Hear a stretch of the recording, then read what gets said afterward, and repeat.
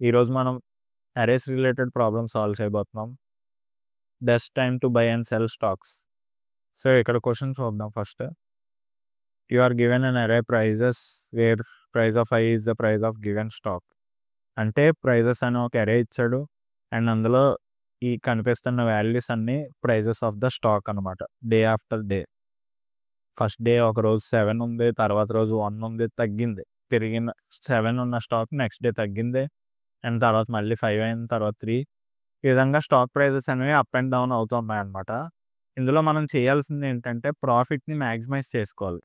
అంటే ఇందులో ఒక రోజు కొని తక్కువ ప్రైస్కి కొనాలి. అది కూడా ఏ ప్రైస్ పడితే ఆ ప్రైస్కి కొనకూడదు. తక్కువ ప్రైస్కి కొని ఎక్కువ ప్రైస్కి అమ్మాలి, ఇచ్చిన అరే వాల్యూస్లో మాత్రం. సో ఇక్కడ 1 దగ్గర కొని 6 దగ్గర అమ్మాడు. ఎందుకంటే 1 కొని 5 అమ్మితే మనకు 4 రూపీస్ వస్తుంది. 3 దగ్గర అమ్మితే 2 రూపీస్ ప్రాఫిట్. అదే 6 దగ్గర అమ్మితే 5 రూపీస్ ప్రాఫిట్. సో 6 దగ్గర అమ్మినప్పుడు 5 రూపీస్ ప్రాఫిట్ వచ్చింది, ప్రింట్ చేశాడు. అండ్ ఇక్కడ ఇంకో కండిషన్ ఉంది, అది మెయిన్ అనమాట. ఇప్పుడు నువ్వు 1 దగ్గర కొని 7 దగ్గర అమ్మడానికి అవ్వదు. ఎందుకంటే అది ప్రీవియస్ డే అనమాట. ఫస్ట్ నువ్వు స్టాక్ కొన్నాకే అమ్మగలవు.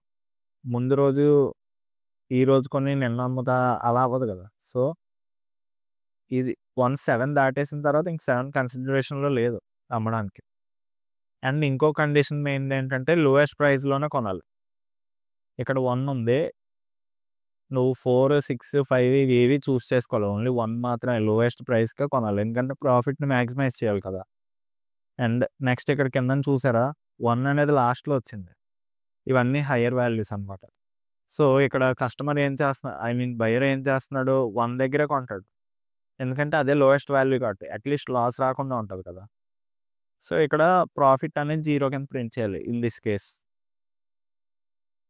ఇప్పుడు దీన్ని ఎలా సాల్వ్ చేస్తాం అనేది చూద్దాం. ఫస్ట్ మనం ఇక్కడ 2 అరేస్ అనేది 2 ఇంటీజర్ వాల్యూస్ తీసుకోవాలి. అదేంటంటే మ్యాక్సిమం ప్రాఫిట్. ఓకే, మ్యాక్స్ అని తీసుకుందాం. అండ్ ఇంటీజర్ మినిమం వాల్యూ కూడా మనం ఎప్పుడు తీసుకుంటూ ఉండాలి ఇందులో, ఈ మినిమం కనుక్కోవడానికి అనమాట. ఇక్కడ 1 ఉంది కదా, ఈ 1 వాల్యూ లేదా ఇక్కడ ఉన్న వాల్యూ కనుక్కోవాలంటే మనం మినిమం తీసుకోవాలి. ఈ మిన్ వాల్యూని integer dot max value,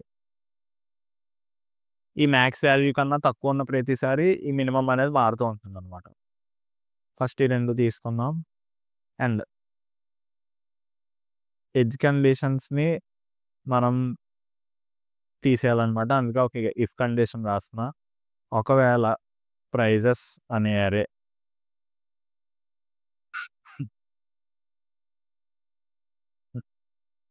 equal to null అయితే, లేదా ప్రైజెస్ డాట్ లెంత్ అనేది 0, 1 అయినా కూడా మనం అమ్మం కదా, 0 or 1 అయినప్పుడు రిటర్న్ 0. ఓకే, ఇప్పుడు మనం రాయాల్సింది ఫర్ లూప్. ఈ ఫర్ లూప్ ఎలా రాయాలంటే ఇటరేట్ అవ్వాలి ఒక్కొక్క ఈ ప్రైజ్ నుంచి లాస్ట్ వరకు. సో ఫర్ లూప్లో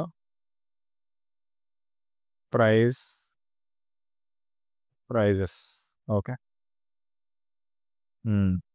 నౌ ఒక కండిషన్ రాయాలి. ఇఫ్ ప్రైజ్ అనేది లెస్ దాన్ మినిమం వాల్యూ అనుకో, మనం minimum value equals to price కింద తీసుకోవాలి. ఎందుకంటే మనం మినిమం వాల్యూ అనేది చూస్ చేసుకోవాలి కాబట్టి స్టాక్స్ రిలేటెడ్ ఉన్న డేటాలో మినిమం వాల్యూ చూస్ చేసుకోవాలి. ఇటరేట్ అయ్యే కొద్దీ మినిమం అనేది మారుతూ ఉంటుంది. ఎల్స్ ఇఫ్ ఇక్కడ కండిషన్ ఏంటంటే ఒకవేళ price minus minimum greater than max అనుకోండి, అప్పుడు అది ప్రాఫిట్ క్యాలిక్యులేట్ చేయాలి మనం. Max equals to price minus min. ఇక్కడ మనం ఎందుకు క్యాలిక్యులేట్ చేసాం, ప్రైస్ ఈ 1 నుంచి సపోజ్ 5కి వెళ్ళింది, ఇది మినిమం కాదు. సో, మినిమమ్ ఆల్రెడీ 1 కింద తీసుకుంది. నెక్స్ట్ ఏం చేయాలి? ప్రైస్ అనేది ప్రైస్‌లో నుంచి మినిమమ్ తీయాలి. 5 - 1 చేసింది. అది ఎంత? 0 కదా మాక్సిమం. 0 కన్నా ఎక్కువ కాదు. So, maximum equals to price minus minimum అనేది చేయాలి. అప్డేట్ చేస్తున్నాం మ్యాక్స్ వాల్యూని. నెక్స్ట్ 3 వచ్చింది సపోజ్. 3 కూడా మినిమమ్ వాల్యూ కాదు. ఎందుకంటే 1 ఆల్రెడీ మినిమమ్ వాల్యూలో ఉంది. నెక్స్ట్ ప్రైస్ మైనస్ మినిమమ్ చేస్తే ఎంత? 3 - minimum 1 equal greater than maximum అంటే మాక్సిమం ఆల్రెడీ ఎంత ఉంటది? 1 - 5 చేసాం కాబట్టి 4 ఉంటది. సో, మాక్సిమం అప్డేట్ అవ్వదు ఈ కేస్‌లో. అది. Only price minus minimum greater than ఉన్నప్పుడే అప్డేట్ అవుద్ది. ఇది కండిషన్ అనమాట. ఇప్పుడు మనం ఈ కండిషన్ ఏది రన్ అవ్వకపోతే return max value. Max value 0 అది. రన్ చేసి చూద్దాం. మోస్ట్ ప్రాబబ్లీ అయిపోద్ది. అయిపోయింది. ఓకే. 5 ఇందులో 7, 6, 0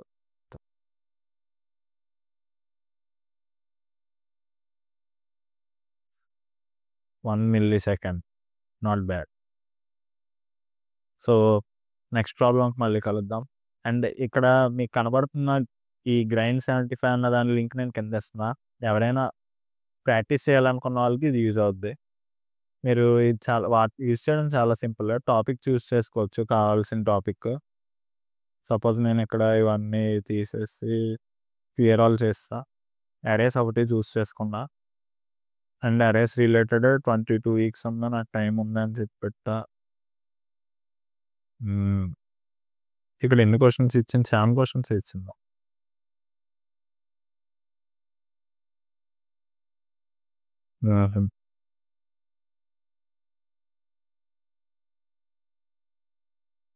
ఓకే. ఈజీ, హార్డ్, మీడియం ఇలాగా అన్నీ సెలెక్ట్ చేసుకోవచ్చనమాట.